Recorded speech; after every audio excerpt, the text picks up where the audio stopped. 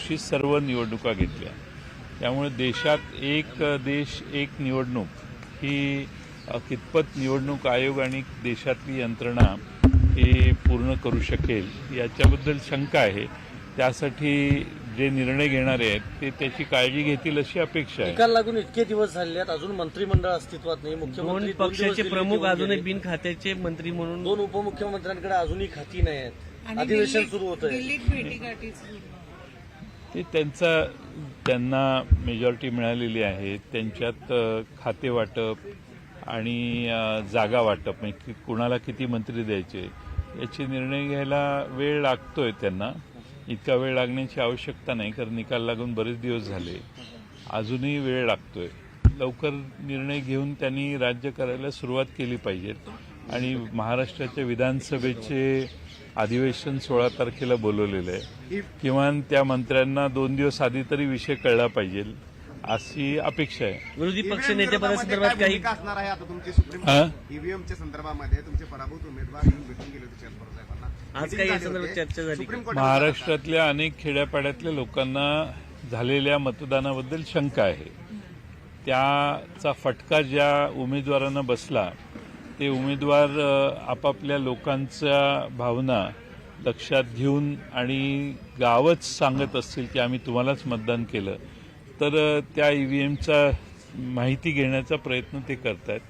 शेवटी कायद्याच्या चौकटीत जे शक्य आणि आवश्यक असेल ते प्रयत्न काही उमेदवार करतात. विरोधी पक्ष नेत्यासंदर्भात काही चर्चा झालेली आहे का? देवेंद्र फडणवीस यांनी असं म्हटलं त्यांच्याकडनं आम्ही काय याच्या संदर्भात काही विरोध करत नाहीये, विधानसभा अध्यक्षांनी दिलं तर आम्ही देऊ.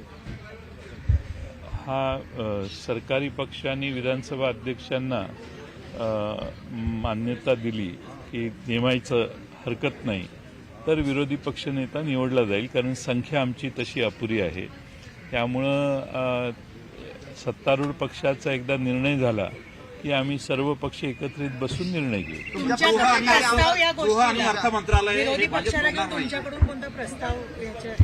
अजून नाही. मी आणि नाना पटोलेंनी थोडी बहुत चर्चा केली आहे. काँग्रेस शिवसेनेशी चर्चा राहिलेली आहे, ती आम्ही पुढच्या काळात करू.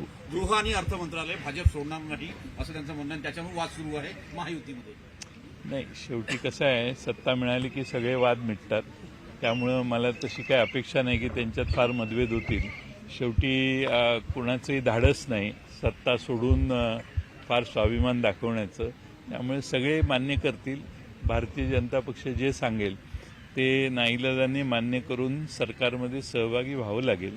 त्यामुळे फार अपेक्षा ठेवायची आवश्यकता नाही.